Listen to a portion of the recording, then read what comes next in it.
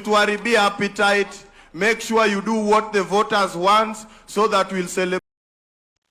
Now, the youth in Kakamega turned out to be chaotic. And of course, Ruto regret mbona ameattend your meeting, your celebration. Because the youth in Kenya are no longer, afraid. Na saizi wanasema vitu venye ziko. For example, skiza huyu. You have been very elaborate, especially on the program of the housing and how it's creating jobs. My question is, for professionals who are not in that field, like yourself and myself who did actuarial science, what is the plan of the government to ensure that we do not leave behind professionals that are not in the building sector? Yes, it's actually saying that yeye ni actual scientist, amefanya a different course na mjengo. So, affordable housing, how will it help him? Because, you see, Ruto has been running across the country. Akisema kwamba, create employment. Ameleta affordable housing, na employ watu. So, people who are lecturers, people who are doctors, people who are teachers, where are they supposed to go? And of course, this was a very tricky question. Ruto was even shocked that this question came up. And of course, this lady said this. Measures of how our youth are going to be employed. I've seen the issue of TSC. They normally roll out on yearly basis the graduates and they have a TSC number. That way, the people who graduated earlier have more opportunities. Na hakutakuwa na ile people who are graduating this year, they are being employed as managers. Na watu wenye ambao wako na experience, they are missing out. Yes, the lady was just very okay because wanasema kwamba serikali ni kujuana, kazi sijui promotions, watu wanapewa promotions bila kuangalia umetoka wapi. And of course, this is actually happening in this country. Saizi, Gachagua himself once said that, he said that, serikali saizi, Ruto, employ watu. Of course, not only Ruto alone, because we have to be fair also to the president. We try to kumpiga vita kila wakati, but we can use him as an example because he's the head of state. So we have to mention his name here. Gachagua said that kwa serikali watu mpewa kazi kulingana na ukabila. And he said that the 12 people are the ones who are kwa serikali. But of course, there's no evidence to confirm this. So I wouldn't say that it's okay. It's true. But that's what Gachagua said. But this lady was saying that kwa serikali, kazi inapeanwa, yani inapeanwa tu out of nowhere. Hata kwa wewe ni nani, kazi unapewa tu. So long as you are coming from a certain region. So these questions were not going well with Ruto. Now, the final nail kwa coffin was this question. Sikiza ujamaa. Celebrate you in 2027. Direct to the question. Mr. President, in Kenya, we are doing a lot of things for formality. We come, we sit, we talk, you articulate a lot of things, then shida si wewe bwana president, shida ni watu wako wa mkono.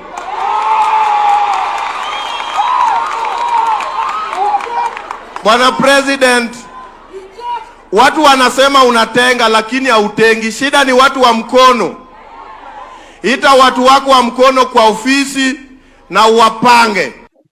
Yes, this youth was actually, I wouldn't say that he was disrespecting Ruto, but he was putting things the way they're supposed to be. Na alikuwa anaongea na hasira. And he was saying that serikali iko na pesa, but the president umekalia pesa.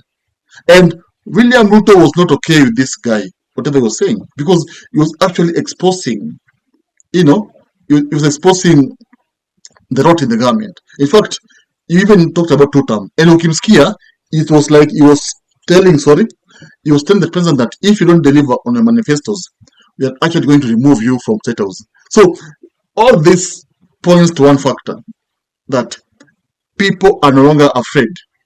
And people, as in Kenyans, were civilized, and they will face the president at any given time. Imagine these people, for example, the last youth who was talking there, he was not even afraid that after hapa, kutakuwa na abduction, kutakuwa na jela, kutakuwa na whatever, because in this country, saizi ukimess na serikali, unapotea. But these people are not afraid of abducted.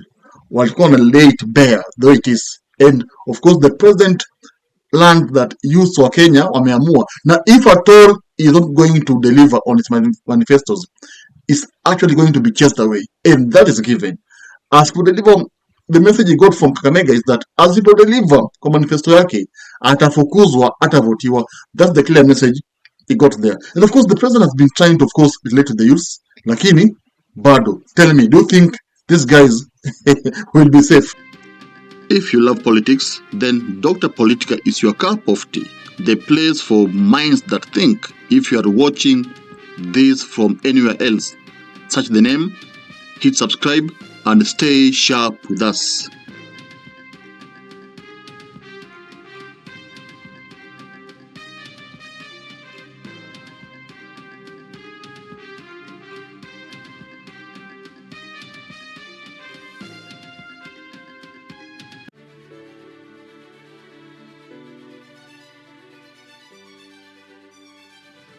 Thank you for making Dr. Politica your home for fearless political truth. Every view, every like, every share fuels the fire behind the hours of research, filming, and editing we pour into each episode. By showing up consistently, you don't just support a channel, you empower a voice. In a world ruled by headlines, spin, and power games, you remind us that real people still care about real facts. We are here to inform, inspire, and ignite critical thinking, not just for today, but for generations to come. You are not just a viewer, you are the reason this platform exists.